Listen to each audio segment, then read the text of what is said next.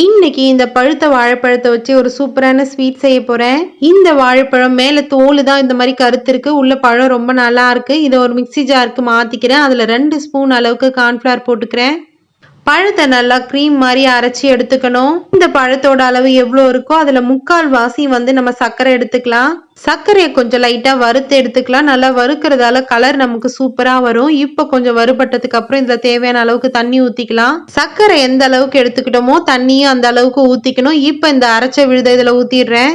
சர்க்கரை பாகுக்கு பதம்லாம் இல்லை, அப்படியே கொதி வந்ததுக்கு அப்புறம் இந்த பழத்தை ஊத்திடலாம். இப்ப இந்த மாதிரி கிண்டி விட்டுக்கிட்டே இருக்கணும். கொஞ்ச நேரம் கிண்ணதுக்கு அப்புறம் இந்த மாதிரி நல்லா கலர் மாறும்.